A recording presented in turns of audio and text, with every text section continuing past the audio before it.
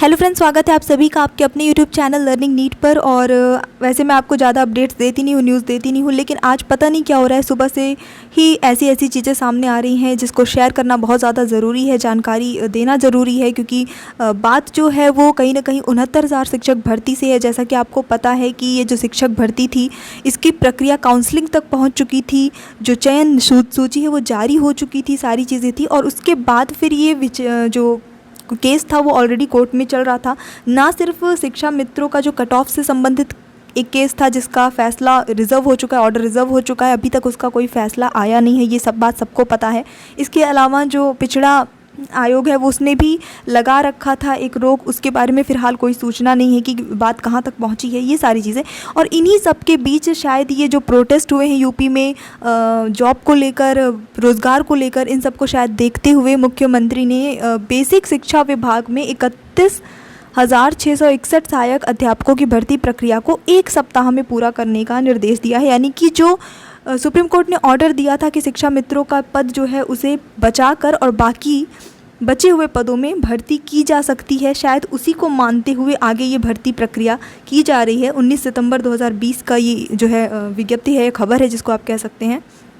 तो यानी कि ये भर्ती प्रक्रिया 1 हफ्ते में कंप्लीट होगी, लेकिन सिर्फ़ और सिर्फ 31,661 अभ्यर्थियों की। अब बात करते हैं कि क्योंकि ऑलरेडी इसमें कोई बहस अब होनी नहीं है, ऑलरेडी जो आदेश है सुप्रीम कोर्ट का, जो भी नया आदेश होगा वो रिज़र्व है, सिर्फ उसको सुनाना बाकी है।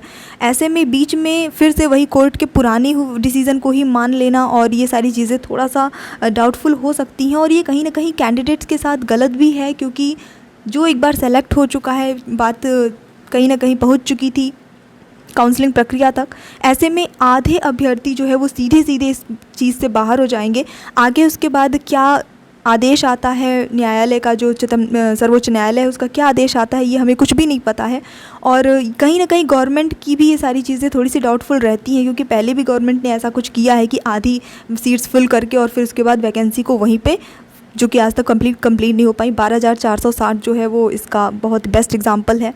तो ये सारी चीज़ें हैं। फिर हाल जितने भी लोग इसमें हैं वो, क्योंकि अब 1 हफ्ते में ये भर्ती प्रक्रिया कंप्लीट होने वाली है, बीच में इसमें क्या कुछ होगा क्या नहीं होगा, हमेशा हम इसको कंफर्म मान के नहीं चल सकते हैं, क्योंकि हमेशा ऐसा हुआ है। तो फिलहाल आप मेन जो चीज़ है वो देख लीजिए यहाँ पे।